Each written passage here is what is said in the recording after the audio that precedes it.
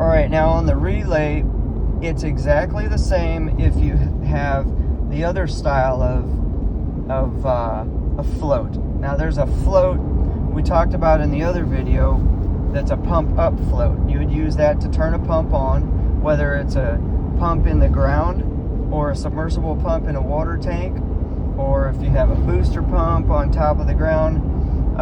Whatever the case is, when you're trying to fill a tank or fill something with water, then you have a float that's a pump up float, and in the other video we talk about what to do. But if you want to protect a pump in case that tank runs dry, you would have another float that's called a pump down float. So the pump down float, everything is exactly the same. Like on this relay, you got your power in on the top and your power going out to that pump on the bottom. You have a jumper going from here to here, which sends this leg to the coil, getting ready to suck it in, but it needs the return on here.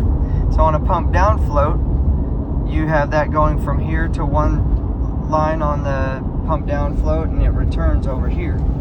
And so when that float, you know, you have the weight on the float in the tank. And so the floats are basically like an extension cord with a float on the end, and it's got a little plate that shifts back and forth with gravity when it's sticking up or when it's sticking down based off of the water level.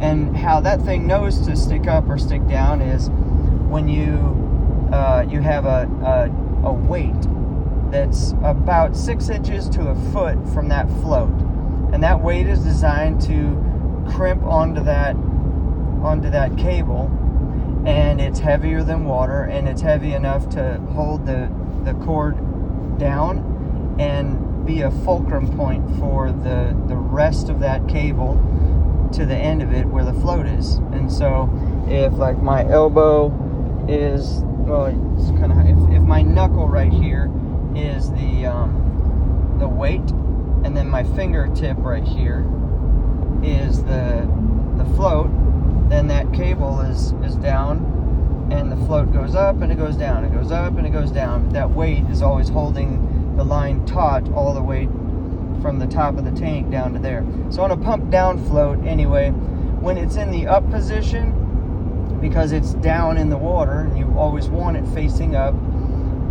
it's continuing the circuit, allowing the power to go to the pump, and then the pump will turn on and off based off of a pressure switch that you have, or transducer, or a couple different ways, but usually a pressure switch.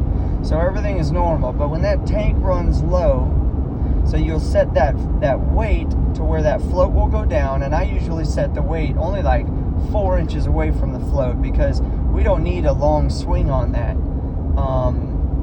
Like on a pump up switch or float, on that you might want more distance, so you set the float and the weight apart based on how many gallons you want to use before it turns that pump on to fill the tank again.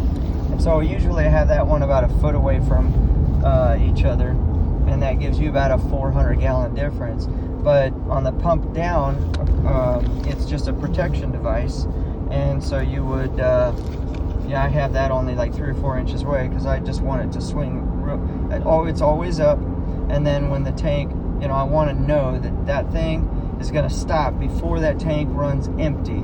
And that's going to protect, it's going to interrupt the power to the pump, so even if the pressure switch says, hey, there's a demand, go ahead and run pump, it's not going to run if there's no water in the tank.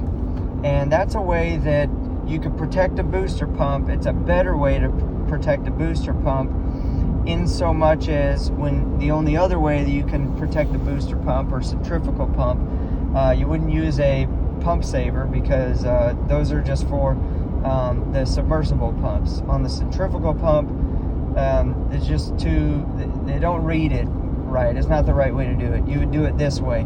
Or the lesser expensive way is to have a pressure switch with a low pressure cutoff arm. But when you're running a pump on irrigation, you're going to get a lot of nuisance trips. And in your case, that's actually what you're experiencing, which is why those guys took that low pressure cutoff arm off of your booster pump. Then when your tank runs dry, it just keeps running and running. You're going to burn that pump up. and it loosens the threads on the inlet and outlet connections that are threaded into and out of that pump. So this is a better way to protect that pump.